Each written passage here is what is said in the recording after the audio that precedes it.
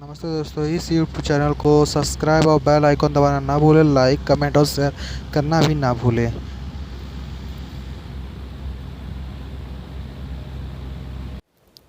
नमस्ते दोस्तों, वंदे भारत चैनल में आपका स्वागत है। पिछली वीडियो में हमने यूपी से इलेक्ट्रिशियन के कुछ टेक्निकल क्वेश्चनों को जाना था और उनके हाईलाइट पॉइंट को भी जाना था। इस वीडियो में हम उन्हीं टेक्निकल क्वेश्चंस और हाईलाइट पॉइंट को जानेंगे। और क्वेश्चन को स्टार्ट करते हैं हम। पहला क्वेश्चन 21 क्वेश्चन। आग एक मिश्रण है। ए ताप, प्रकाश और ऊष्मा का। बी ईंधन, ताप और गैस का। सी ऑक्सीजन, ताप और ईंधन का। डी लकड़ी, कार्बन डाइऑक्साइड और ताप का। तो इसका आंसर क्या होगा? तो इसका आंसर ए है, ताप, प्रकाश और ऊष्मा का। आग ऊष्मा, ताप और प्रकाश का मिश्रण है जिसके द्वारा किसी वस्तु को जलाया या नष्ट नहीं किया जा सकता। अब हम आगे क्वेश्चन आते हैं। 22वां क्वेश्चन। निम्नलिखित के प्रकार से विद्युत के कारण लगी आग को बुझाया जा सकता है। ए जल से। बी कार्बन टेट्राक्लोराइड अग्निशामक से। सी फोम किस्म का अग्निशामक से। डी बी और सी में दिए गए कोई भी अग्निशामक से। तो इसका आंसर क्या होगा? तो इसका आंसर होगा बी, कार्बन टेट्राक्लोराइड अग्निशामक से। इस प्रश्न को हमने प्रश्न 2 में इसके हाईलाइट पॉइंट को जाना था। इसे जिन लोगों ने हमारे पिछले वीडियो को नहीं देखा होगा वो हमारे पिछले वीडियो को देख लें और इसके में हमने लिंक डिस्क्रिप्शन में डाल दिया है। 23वां।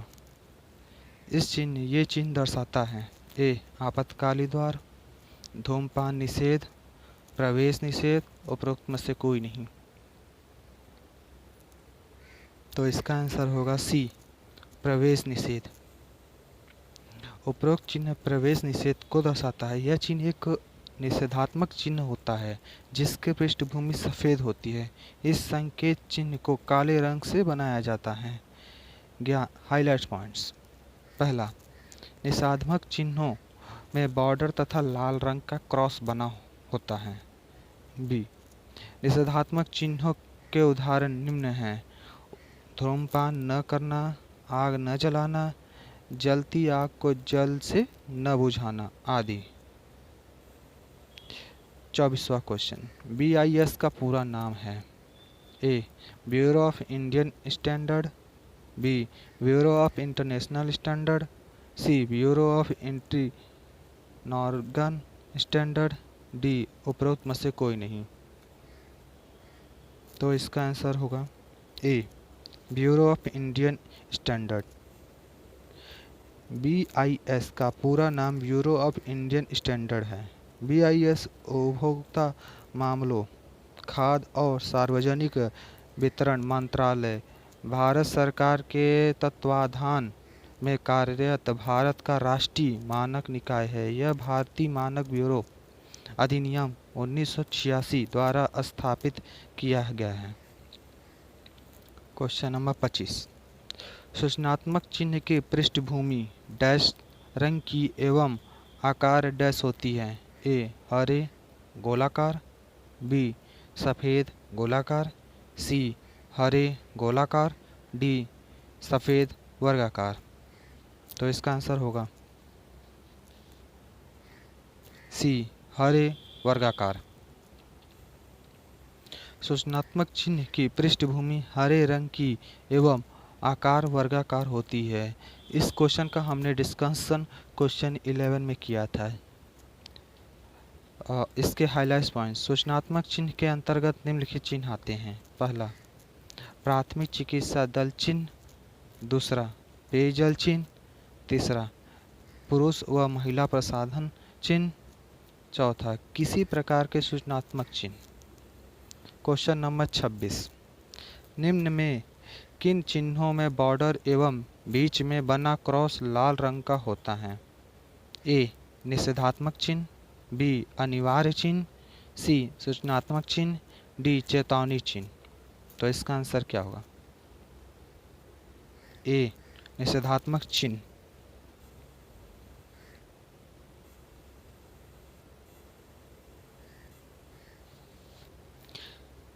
निषेधात्मक चिन्हों में बॉर्डर एवं बीच में घना क्रॉस लाल रंग का होता है। निषेधात्मक चिन्ह के विषय में हमने प्रश्न नंबर 23 में जाना था।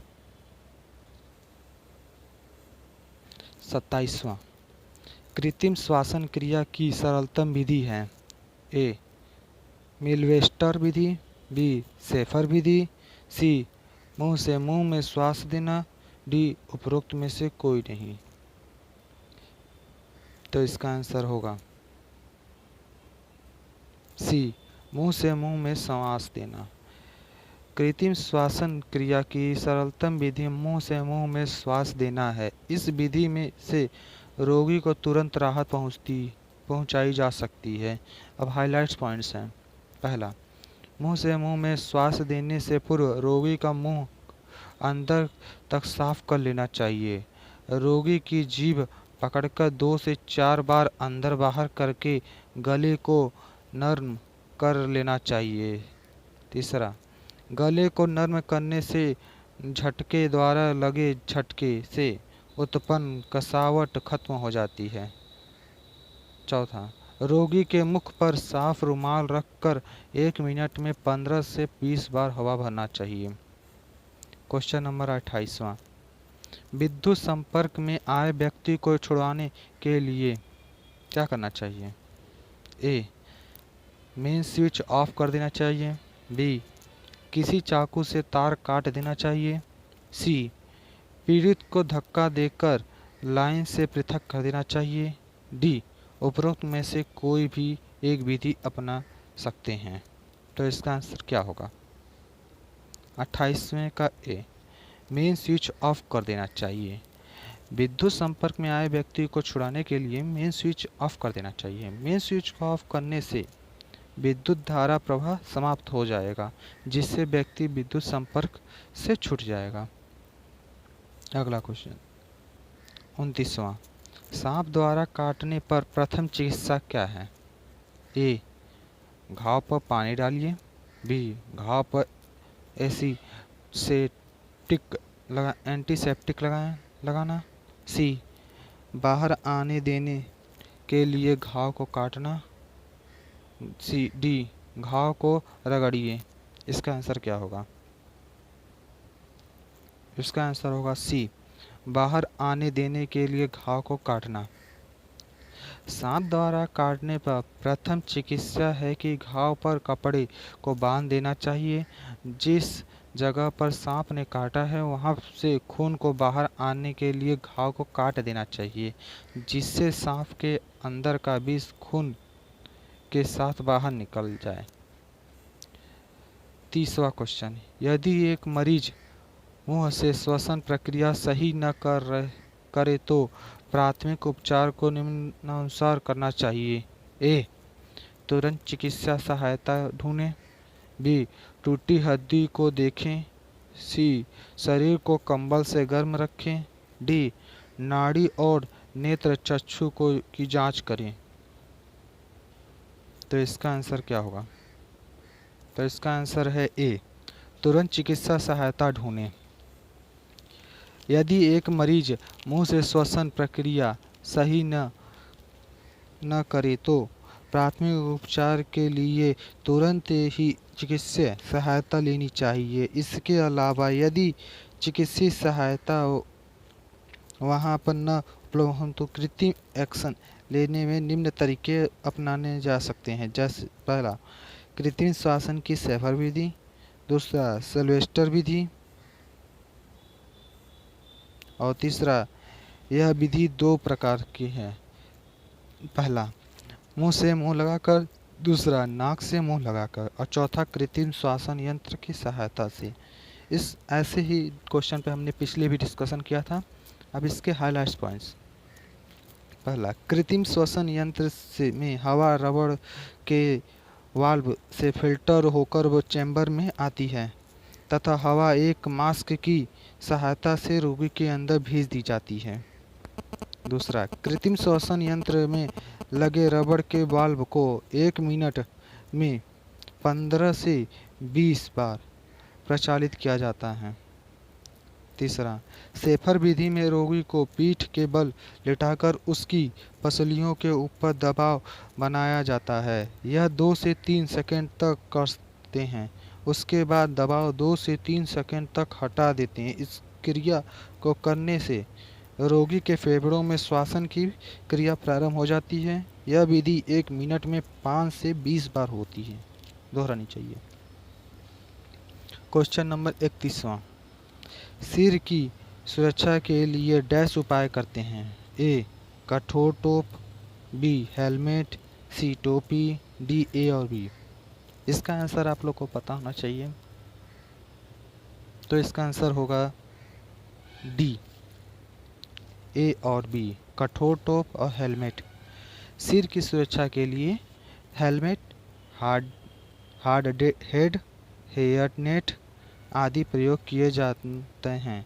यह उपकरण कार्य करते समय सिर को सामान्य तथा विशिष्ट घटनाओं से बचाते हैं। हाइलाइट्स पॉइंट्स हैं। पहला, चेहरे की सुरक्षा के लिए फेस शील्ड प्रयोग की जाती है। दूसरा, सुरक्षात्मक चश्मों का प्रयोग आँखों को बचाने के लिए प्रयोग करते हैं। तीसरा, कान की सुरक्षा के लिए ईयर डिफेंडर का व मफ का प्रयोग कर सकते हैं। इसके अलावा त्वचा की सुरक्षा के लिए बैरियर क्रीम का प्रयोग करते हैं। 32वां, पैरों की सुरक्षा के लिए पहनते हैं। ए, हवाई चप्पल, बी, कैनवस शू, सी, लेदर शू, डी, उपरोक्त सभी। तो इसका आंसर होगा सी, लेदर शू।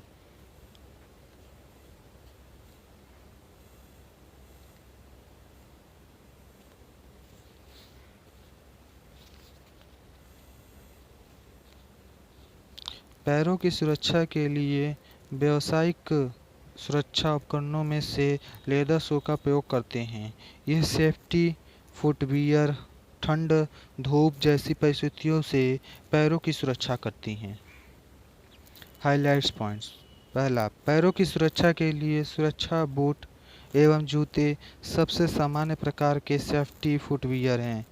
इनमें एक स्टील टो कैप लगी होती है। दूसरा, इसके अलावा पैरों की सुरक्षा के लिए एस्बेस्टॉस सुरक्षा boot, clog, Wellington boot, conductive footwear प्रयोग किया जा सकते हैं। क्वेश्चन नंबर 33वां, आँखों की सुरक्षा के लिए डैश प्रयोग करते हैं। ए, गॉगल्स, बी, शीशे, सी, फेस शील्ड, डी, उपरोक्त सभी।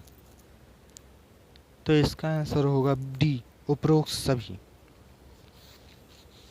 आँखों की सुरक्षा के लिए गॉगल्स, फेस शील्ड व ग्लासेस का प्रयोग करते हैं। ये सुरक्षात्मक उपकरण आँखों को रासायनिक पदार्थ, धूल, गैस, वेल्डिंग आर्क व अन्य धातु के छोटे छोटे टुकड़ों से सुरक्षित करते हैं।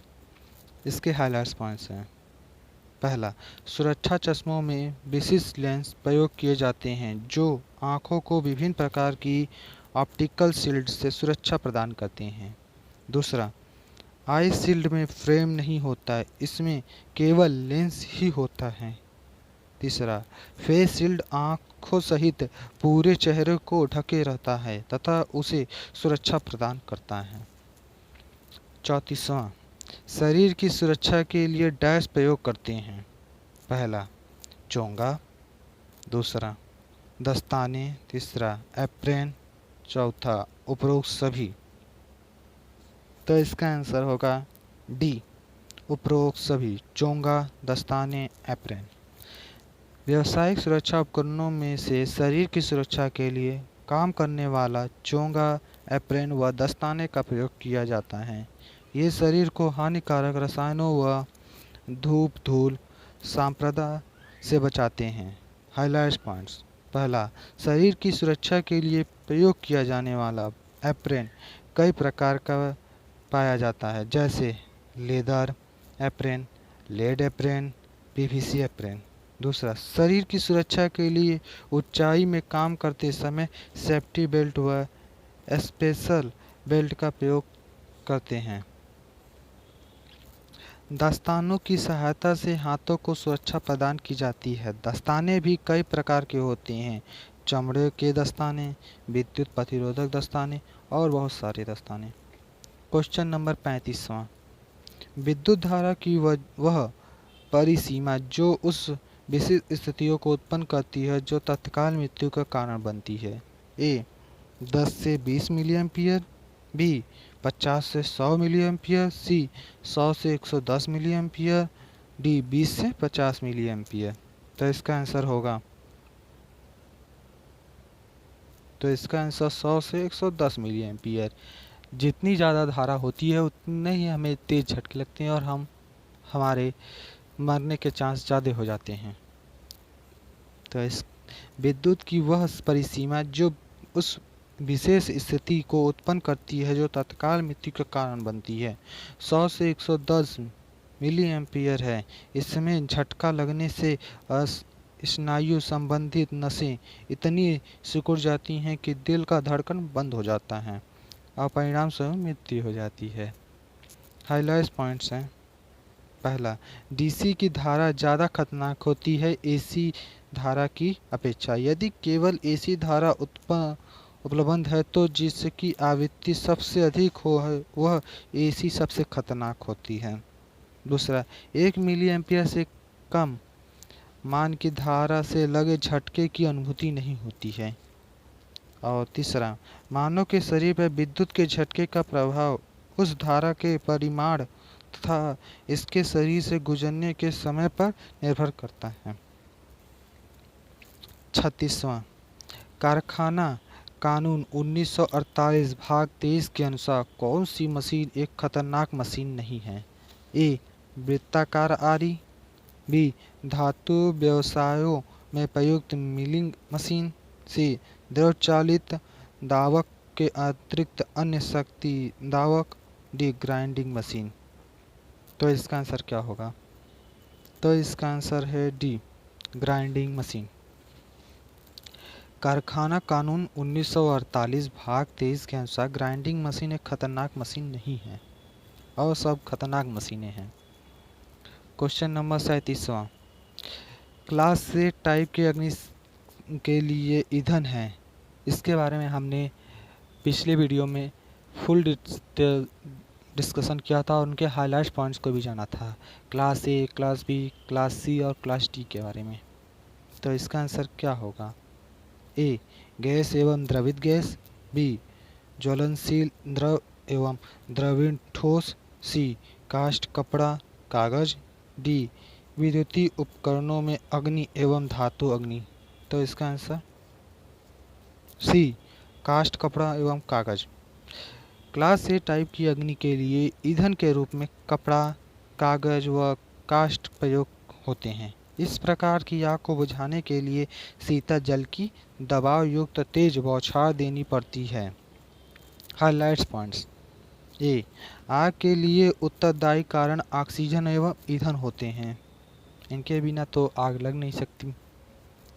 बी लकड़ी तथा कागज में लगी आग को बुझाने के लिए जल से भरे अग्निशामक प्रयोग किए जाते हैं जो निम्न प्रकार के हैं। पहला, स्टोर्ड प्रेशर प्ररूपी, बी गैस की कारतूस प्ररूपी। क्वेश्चन नंबर 38वां, क्लास डी अग्नि के लिए शामकों के प्रयोग। ए जल पूर्ति शामक, बी फॉर्म या ड्राई पाउडर या CO2, सी विशिष्ट पाउडर, डी हैलान कार्बन डाइऑक्साइड शुष्क पाउडर एवं वाष्पित द्रव CTC कार्बन टेट्राक्लोराइड। तो इसका आंसर क्या होगा? तो इसका आंसर डी हैलान कार्बन डाइऑक्साइड शुष्क पाउडर एवं वाष्पित द्रव कार्बन टेट्राक्लोराइड। क्लास डी प्रकार की अग्नि के लिए प्रयोग होने वाले शामकों में halon carbon dioxide CO2 CTC तथा शुष्क पाउडर आते हैं। इसकी सहायता से विद्युत उपकरणों में लगी आग को बुझाया जा सकता है। Highlight points. पहला, CTC का पूरा नाम कार्बन टेट्राक्लोराइड है। इसके मुख्य अवयव में Cl4 तथा BFC वायु दाब के साथ सिलेंडर में भरा जाता है। दूसरा, आग को 4 श्रेणी में बांटा गया है, class A, class B, class C और क्लास डी। इन्हें आग के लिए प्रयुक्त ईंधन के आधार पर बांटा गया है। क्वेश्चन नंबर 39वां, विद्युतीय कार्य करते समय सुरक्षा मानक के रूप में कौन से सुरक्षा पट का प्रयोग किया जाता है? ए, अत्यधिक गर्म संपर्क में न आए, बी, अत्यधिक खतरनाक, सी, सख्ती से निषिद्ध क्षेत्र, डी, गर्म स्पर्श न करें। तो इसका आंसर क्या होगा? तो इसका आंसर बी, अत्यधिक खतरनाक। विद्युतीय कार्य करते समय सुरक्षा मानक के रूप में प्रयोग की जाने वाली सुरक्षा पट अत्यधिक खतरनाक होती है। हाइलाइट पॉइंट्स, सुरक्षा संकेत निम्न प्रकार के हो सकते हैं।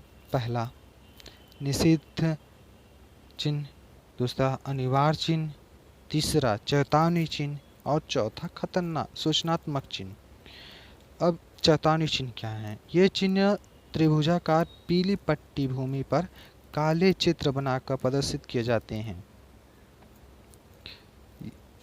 और प्रदर्शित चिन्ह बिजली के झटके से जोखिम के प्रति आगाह करते हैं। ये है इसका चिन्ह। क्वेश्चन नंबर 40वां, क्लास ए अग्नि में अग्नि का कारण है। ए, कास्ट, बी, तेल, सी, ट्रांसफार्मर, डी, रासायनिक। तो इसका आंसर क्या होगा? तो इसका आंसर ए है। क्लास ए प्रकार की अग्नि में आग का कारण लकड़ी, कागज, कपड़ा एवं लकड़ी के कोयले से लगी आग आती हैं। इन्हें कार्बोनियम फायर भी कहते हैं। और हाइलाइट पॉइंट्स हैं, इस क्लास ए प्रकार की अग्नि को बुझाने के लिए पानी, रेत तथा मिट्टी का प्रयोग किया जा सकता है। दूसरा, तेली पदार्थ या तेल में लगी आग को क्लास बी प्रकार की आग कहते हैं। तीसरा, कार्यशालाओं में अग्नि से बचाव के लिए मशीन को उचित भार पर भी चलाना चाहिए। आवश्यकता से अधिक भार पर चलाने पर तारों में अधिक धारा प्रवाहित होने से इनके जलने का भय रहता है, क्योंकि तार अधिक धारा प्रवाहित होने से तार गर्म हो जाते हैं और उनके इंसुलेशन जल सकते हैं और उससे तारों के खराब होने और उनके आसपास काम करने वालों को झटके भी लग सकते हैं। चौथा, विद्युतीय उपकरणों में लगी आग क्लास डी प्रकार की आग होती है। इसे बुझाने के लिए CTC का प्रयोग करना चाहिए। हाँ, CTC मतलब कार्बन टेट्राक्लोराइड का प्रयोग करते हैं। थैंक्स दोस्तों वाचिंग दिस वीडियो।